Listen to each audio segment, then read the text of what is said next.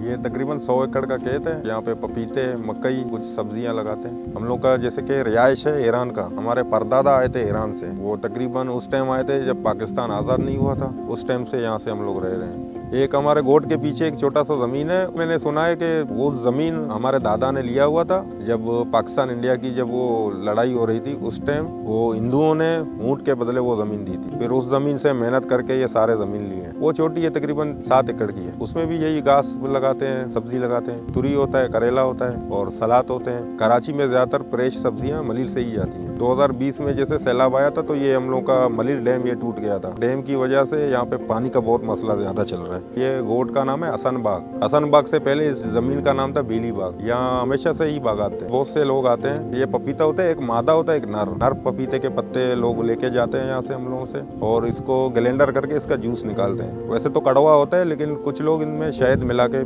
पिलाते हैं और इससे व्हाइट सेल बढ़ जाता है। डेंगू का जो मरीजों का है ना, उसका इलाज है। फी सबीलिल्लाह जो कोई आता है उसको दे देते हैं। हम लोग खुद तोड़ के देते हैं। उनको पता नहीं होता है कि कौन सा पपीते का पत्ता इस्तेमाल के लिए है। ये जैसे कि ये जो फूल लगे हुए हैं ना, ये नर पपीता कहलाता है इसको, और इसके पत्ते डेंगू के लिए फ़ायदेमंद हैं। और ये है मादा पपीता, इसमें पल लगे हुए हैं। इसका पत्ता कोई काम का नहीं है। मेरे कज़न थे, उनको डेंगू हुआ था। माशाल्लाह से इसी पपीते के पत्ते के जूस से उनका बीमारी ठीक हुआ। ये हम लोग व्यापारी को देते हैं, लाखों का भी बिक जाते हैं। और हम लोग पेटी के हिसाब से देते हैं। कभी 4000 का पेटी बिकता है, कभी 6000 का बिकता है। सीजन पे डिपेंड करता है। ये वैसे 1 साल का फसल है। 6 महीने के अंदर पल लगना शुरू हो जाता है, लेकिन तैयार होता है तकरीबन वही 9-10 महीने में। फिर 8 महीने चलता है। पक्का पपीता होता है ना, तो उसमें से बीज निकाल के कुछ करते हैं धूप में, फिर वो लगा लेते हैं। कच्चा पपीता गोश्त में इस्तेमाल करते हैं, जल्दी पक नहीं जाता उसके लिए इस्तेमाल करते हैं। उसका रेट इतना नहीं होता है, वो कम में बिकता है। ज़्यादातर ये पपीते पंजाब में जाते हैं क्योंकि वहाँ पे ये फसल नहीं लगता है। 2 किस्म के पपीते होते हैं, एक होता है हाइब्रिड, एक होता है देसी। देसी पपीता नरम जल्दी हो जाता है, वो बाहर नहीं जाता है। हाइब्रिड जो पपीता होता है वो सख्त होता है। डेंगू का जो इलाज है वो सिर्फ देसी पपीते के पत्ते से होता है, हाइब्रिड के नहीं।